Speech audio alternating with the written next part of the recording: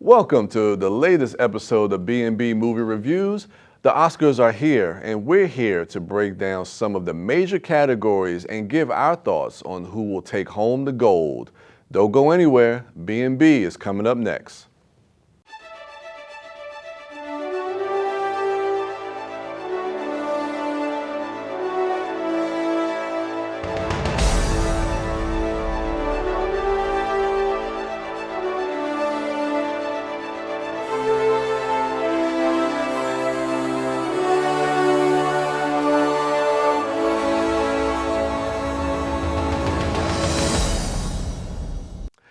It's that time of the year when the film industry looks back on the last 12 months of cinema to celebrate and acknowledge the absolute best of what movies had to offer us in 2022.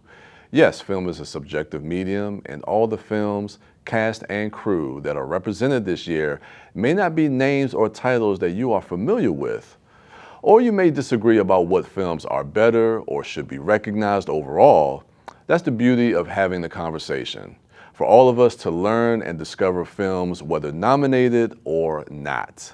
So, Brad, the Oscars are here, 2022. You see, I'm dressed. I'm dressed to impress. I'm dressed for the Oscars. Wish I brought my blazer. I've got my Ghoulies shirt on. There you go. There you go. Another Oscar-nominated film from yesteryear. Yeah. So we're going to look at some of the main categories, the acting categories, the best pictures, and the directors. But for this segment here, we just kind of wanted to pick one of the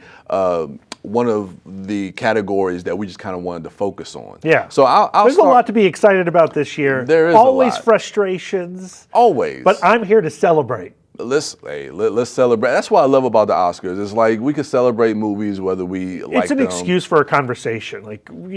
It's a small voting body.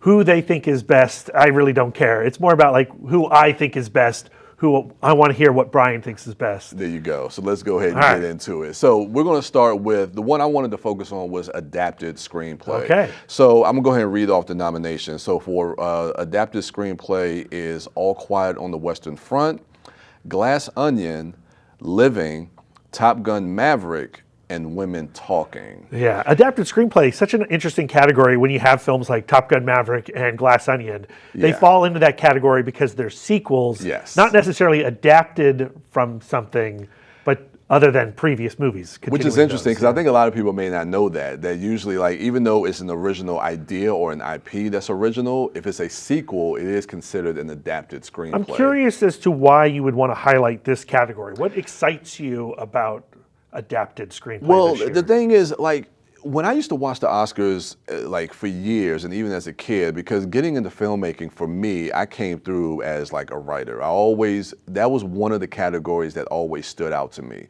And I remember back in 1997 when Ben Affleck and Matt Damon won for Good Will Hunting, they won for original screenplay. So original screenplay Good Will Hunting. It all comes back to Good Will Hunting. It always comes back to Good Will Hunting for me. But what really caught my eye was adapted screenplay. And I think for me, it's because I just recently saw the movie Women Talking, and I thought Women Talking was an exceptional screenplay. It plays like a stage play, and I was always drawn to movies that played like stage plays, and what that movie is dealing with, and the monologues that some of these actors and actresses give in the movie. I think it's phenomenal. I think it's a phenomenal screenplay, and I really just kind of wanted to pick this category to really kind of talk, because I haven't really had a chance to talk about Women Talking, but it kind of gives me a chance to talk about some of those other things that maybe our viewers don't know about sequels being adapted screenplays. So just kind of give some knowledge on that. And just Top Gun. I mean, a movie that is kind of built more on the spectacle. It's interesting that they chose that. It doesn't get cinematography, but it gets screenplay? It's fascinating. I love that Top Gun Maverick is here because I do think that structurally that screenplay is very strong. Yeah. The way that film gives you the test of we have to do these trial exercises. We get all these young pilots. we got to do this trial exercise. We got to run this this bombing mission over and over and over again, building up to the final bombing mission. Yeah. And it's training the viewer to expect a certain thing, and then it gives them the opportunity to support that, and it's a lot of fun. That is. So I go. My choice is Women Talking. Before we go to your category? What's your choice for adapted screenplay? I think that Women Talking has the Vegas odds. I think if we were going to place bets today, I would place bets on Women Talking. You know, things can change as we ramp up to the actual day. Campaigning is still pretty fierce. I would be happy with Women Talking winning. What's your I choice? think my heart is Top Gun Maverick. Hey, man, go with your heart. Because it's such an odd entry in this screenplay, but I also think that it's a respected choice. Yeah. And, I mean, you know, that film saved Hollywood. Saved the theatrical experience. As Spielberg told Tom Cruise. That's right. So let's get to your category, which is animated features. Let me run this down. So we have Guillermo del Toro's Pinocchio, Marcel the Shell with Shoes On, Puss in Boots: The Last Wish, The Sea Beast, and Turning Red. So animated feature, talk to me about it. If we're looking at all the categories as a whole, what is the strongest category? Where are the most bangers? Yeah. Animated feature. Every one of those movies is brilliant in my estimation. I've only seen 3 out of the 5. So Which ones are you missing? I'm missing The Sea Beast and I'm missing Marcel the Shell with Shoes On. Okay, well, The Sea Beast is on Netflix right now. I need to watch that. You need to watch it. Yeah. It is crazy gorgeous. The animation looks amazing. And it does have a lot to say. It is not just like, cute monsters, adorable child, team up. No, it's talking about government. It's talking about how we can manipulate the masses through the press. Like it's got a lot on its mind, but it's also just a really, really pretty movie. Okay. Guillermo del Toro's Pinocchio, odds-on favorite to win. I would be totally happy with that film. It feels like taking the gold. What's your personal? My personal choice is Turning Red. It was one of my favorite films of the year. We talked about it on the Best Of episode. Yeah. I think, Pixar doesn't need another Oscar statue, but if I was being honest with which movie grabbed a hold of my emotions and really spoke to my experience. Yeah. I mean, it doesn't really speak to my experience. It's it's a story about a Canadian Chinese girl going through puberty.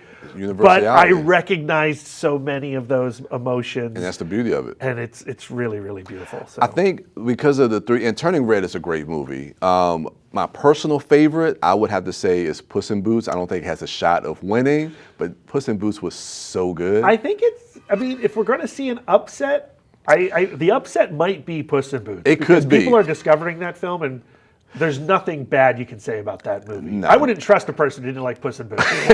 No, not at all. So those are our thoughts on adapted screenplay and the best animated feature. When we get back, we're going to go into some of the acting categories with the supporting actor and actress. Stay right there. When times get dark, we can't see the help that's all around us. Let 211 be your guiding light for help with food, healthcare, and other resources. 211, how can I help you? Call 211 or visit 211.org. 211, get connected, get help.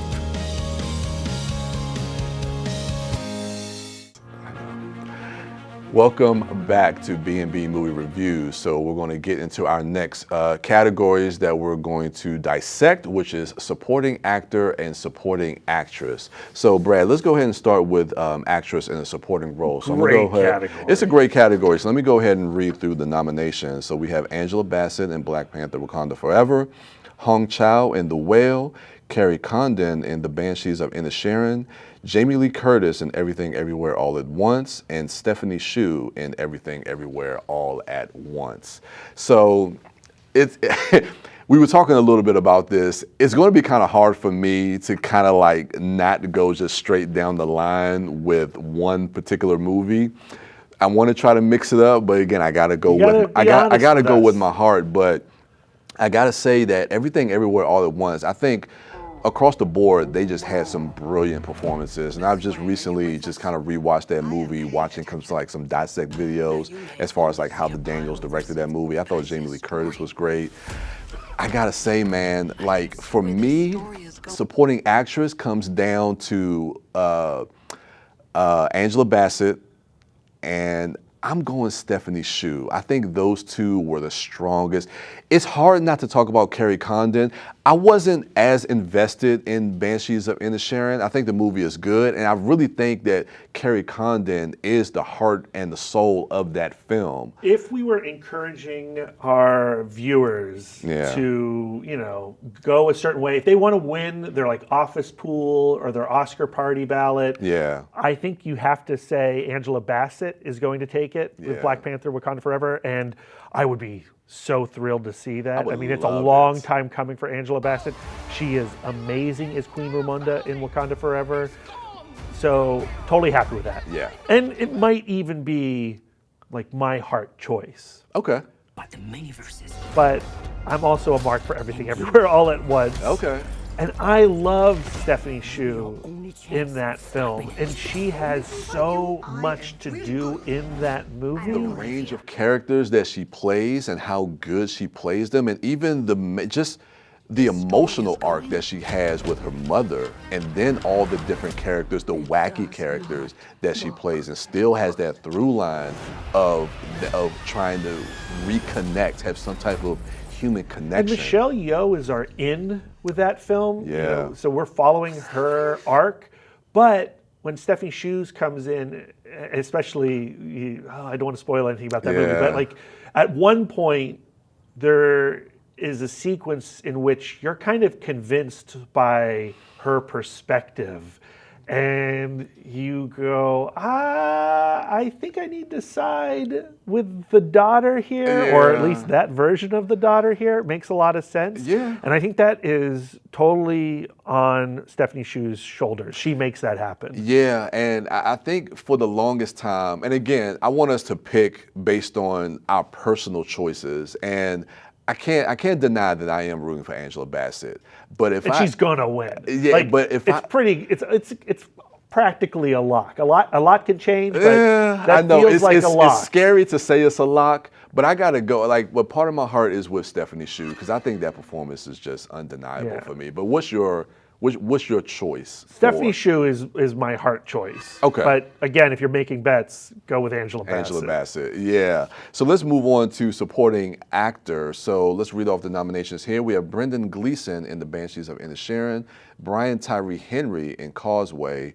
Judd Hirsch in The Fabelmans, Barry Keoghan in The Banshees of Inisherin, and Ke Kwan in Everything Everywhere All at Once. Now, you talked about a lock in supporting actress. This one is the one, to me, that feels like, or it should be a lock. I mean, I agree. Like, if Ke Kwan does not get the Oscar, yeah, we right. I mean, it would be flabbergasting. Yeah, like, it would be. I can't wait to be on Twitter when they don't give him the gold, because Twitter will shut down. Yeah. But what is runner up? Who do you think is the biggest contender? Well, Brendan Gleeson and Barry Keoghan kind of cancel each other out, I think. Yeah. Both strong performances. Yeah. I think, in a lot of ways, Brendan Gleeson's pretty underrated in that movie. Colin Farrell's getting a lot of conversation around his performance in it, well-deserved. But Brendan Gleeson's really, really fabulous. Yeah. But who's the threat to Ke Kwan? That is difficult. Because I just don't feel like there is one. Do you see somebody? You know what? Because you say that the Banshees, Brendan Gleeson and Barry Keoghan might cancel each other out. Judd Hirsch, I just don't see him being a threat with one scene. But it is a killer scene. And it is a highlight of The Fabelmans. Brian Tyree Henry. No. I'm so happy he was nominated. It's good that he's there. Like, thank you for coming to the party. Yeah. But you're right. I don't see anybody going up against Ke Kwan. I think, like I said, this is the most of a lock that we can actually get. And what a great story for he him. has. It's right? great. Jada from The Goonies, Yeah, Short Short Round Round. from Temple of Doom. Yeah. He was not getting the roles after those performances, and he was seeing all his white co-stars succeeding after him, and he had to back away, go behind the scenes. He just didn't feel like that dream was successful for him. And then, he watches Crazy Rich Asians, and he says, no, my dream is alive. It's alive. And boom, he gets Everything Everywhere All at Once. We're going to see him on Disney Plus in American Born Chinese. I think he's going to be amazing. Loki season 2. Loki season 2. Yeah. So he's definitely made a great comeback. So it's a feel-good story and one of the great comeback stories that we've seen in Hollywood in a long time. So definitely rooting for him. So yeah, those are our choices for supporting actor and supporting actress. So when we return, we are going to look at the main acting categories, lead actor and lead actress. So stay right there. We'll be right back. You're not going to get it all right. Just make sure you nail the big stuff. Mama! Like making sure your kids are in the right seat for their age and size. Get it right at nhtsa.gov/the right seat. Same, I think so as well. Welcome back to B&B Movie Reviews. So now we're going to take a look at the actor and actress in a leading role. So Brad, let's go ahead and read through these nominations. Let's start with great category. It's another good category. So we have actress in a leading role. So we have Cate Blanchett in Tar, Ana de Armas in Blonde, Andrea Riseborough in To Leslie, Michelle Williams in The Fabelmans, and Michelle Yeoh in Everything Everywhere All at Once. You watch Blonde yet? I'm not watching that movie, man. I The movie can't. is brutal. Did you end up? I did not finish it. Yeah. It's not a good time out at the movies. And I know a lot of people say, oh, they gave it to Ana de Armas because she went through the movie Blonde and she deserves some recognition. And I say, sure, Ana de Armas is great. Like, I think she's a fabulous actor. Same, I like her too. I would watch her in anything, including half of Blonde. But that movie is not good. I know, man. Now, it seems like throughout the whole Oscar season, campaigning, everybody's talking about Cate Blanchett in Tar. And she's amazing in the movie. She really is. There's also the miracle of Andrea Riseborough being nominated in there with that interesting last-minute campaigning decision. And I love Andrea Riseborough. I didn't realize that was her in Oblivion. Yeah, Oblivion, I was Mandy, okay. The Grudge remake, Brian. Oh, okay. I am a big fan of her. To Leslie is a very loud performance. Okay. I don't know. I don't know if I would have voted for her to be in this category, but I'm glad to see that people will now know the name of Andrea Riseborough either as a result of the controversy or not. Yeah. Do you think that the Academy would go for a more broad and loud performance as opposed to a nuanced performance? Well, I mean, she feels like the bomb in the room that could go off. Andrea Riseborough? Yeah, we haven't had the SAG Awards as of this recording. Yeah. And so I think I'd feel more confident about this category after the SAGs. Right now, Vegas odds are still on Cate Blanchett to take it for Tar. Yeah. And it's a great performance. We've talked about Tar on this show. We both really enjoyed it. She does disappear into that character. We feel like that character is a real person, but she is not. No, I know. And again, that's a credit to her. But I think another upset could be Michelle Yeoh from Everything Everywhere All at Once. That's my pick. Is Michelle Yeoh, and not really as an upset. I guess if we're going Vegas odds, of course she would be an upset if Cate Blanchett is still the race favorite. Is narrowing. It's narrow, but for me, my personal choice is Michelle Yeoh. And again, I may be going straight down the board with Everything Everywhere, but again, going to what we talked about with Stephanie Hsu, I think Michelle Yeoh, she carries this movie on her shoulder. Actually, the three leads carry that movie: Ke Huy Quan, Stephanie Hsu, and Michelle Yeoh. But Michelle everyone Yeoh is nominated, and I think Jamie Lee Curtis said this because of Michelle Yeoh. Like, the Daniels are nominated because of Michelle Yeoh. The film is nominated because of Michelle Yeoh. Jamie Lee Curtis, Stephanie Hsu.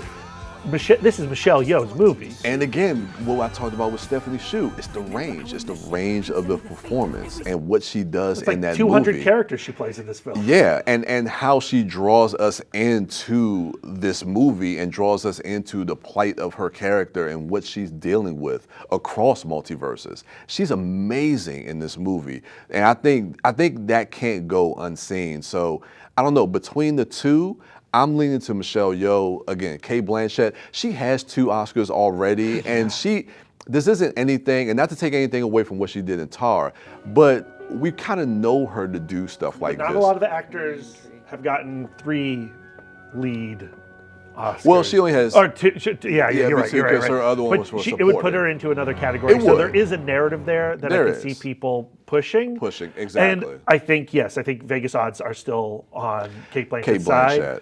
Yeah. But I'm voting with heart as well. Okay. And I'm going Michelle Yeoh. And I don't think that's a bad bet either. No, I think we can vote with our heart in this category. It's going to be interesting to see how it all plays out on Oscar night. But let's get to leading actor, which let's go ahead and read through the nominations, which is Austin Butler in Elvis, Colin Farrell in The Banshees of Inisherin, Brendan Fraser in The Whale, Paul Mescal in After Sun, and Bill Nye in Living. So I don't know. This one for me feels like it's probably between, I don't know, this could be a 3-way race because Austin Butler, people are talking a lot about him. Momentum is building for Austin Butler. Colin Farrell is getting a lot of talk with Banshees, and of course, Brendan Fraser has always been in the conversation. So this one is probably the one that feels like it's most up in the air. Yeah. What's your feeling on that one? I mean, the conversation for so long was Brendan Fraser in The Whale. Yeah. And we've talked about that movie on this show as Yeah, well. we did. That movie is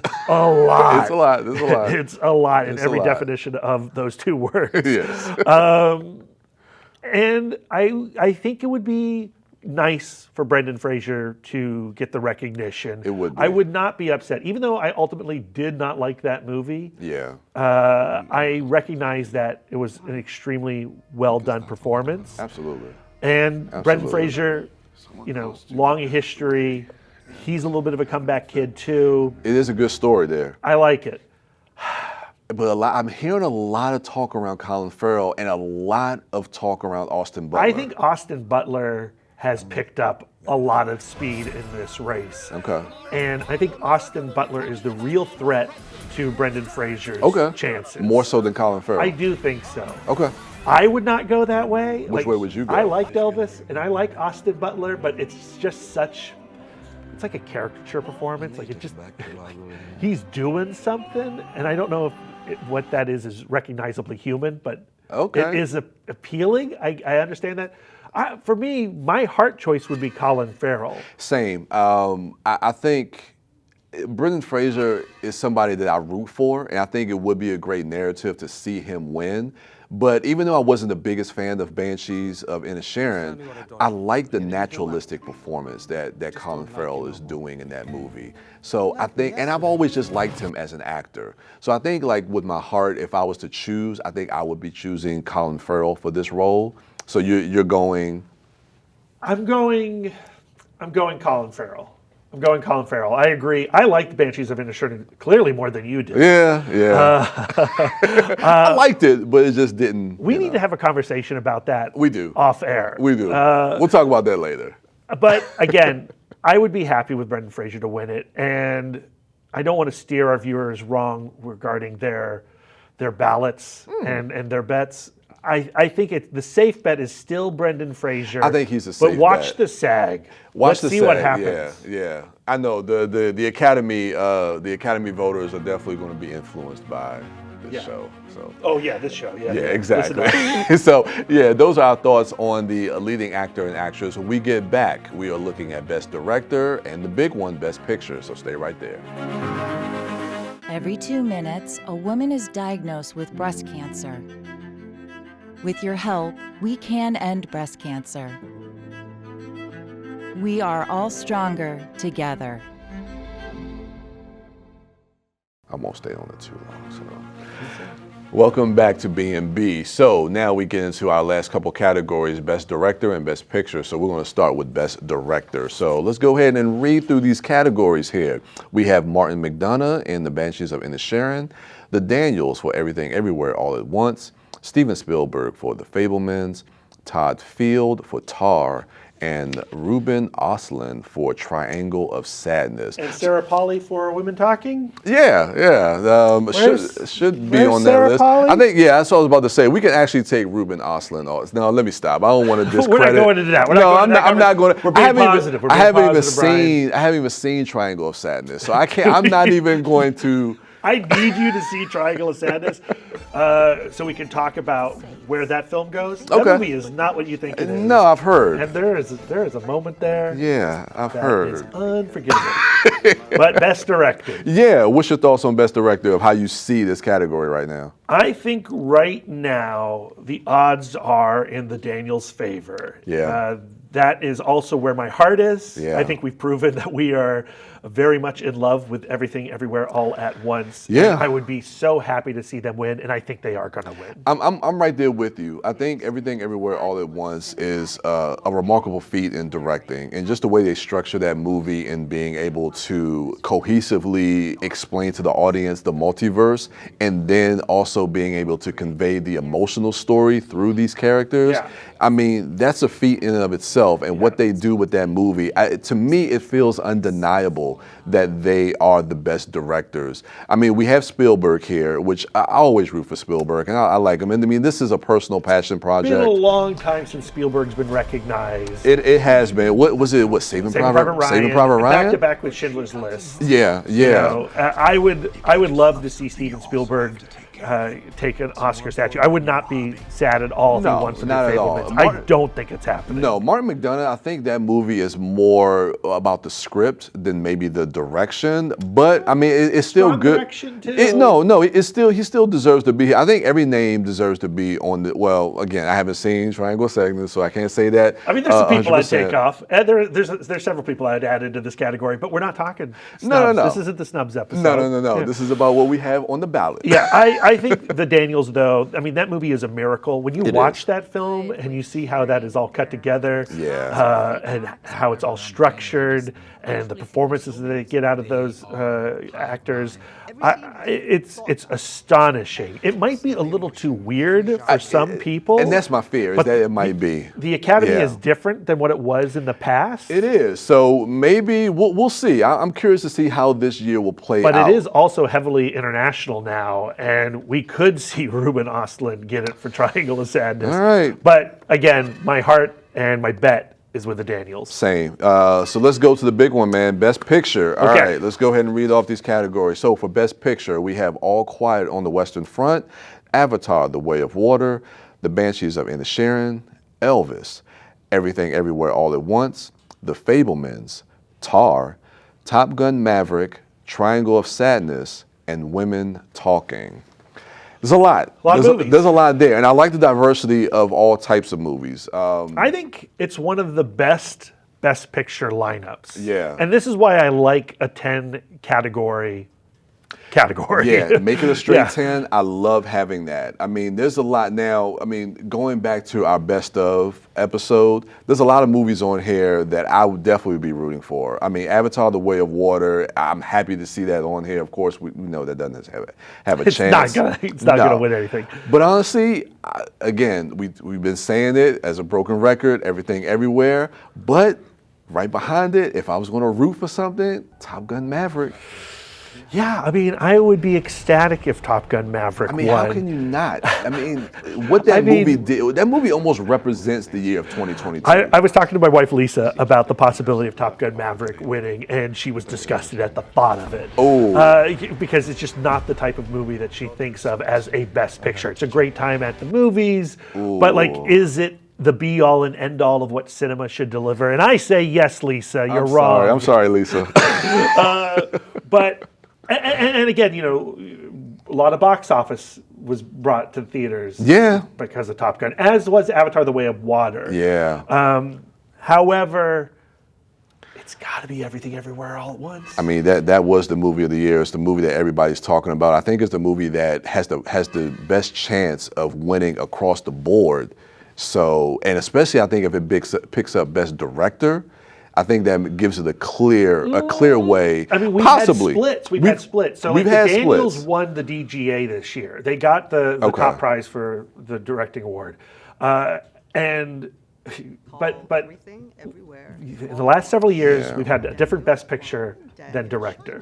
Exactly. I think Banshees of Inisherin has the chance of taking home Best Picture. Yeah, but I think we're both pretty clear that we both are choosing Everything I think Everywhere. the odds are there, and definitely our heart is there. Yeah, so those are our picks for Best Director and Best Picture. So, yeah, looking forward to the Oscars. They're coming up on March 12th. So, thank you for joining us on this latest episode of B&B Movie Reviews. Come be a part of the conversation. If you have questions or suggestions, feel free to email us at bnbmoviereviews@gmail.com. And with that, we'll see you at the Oscars.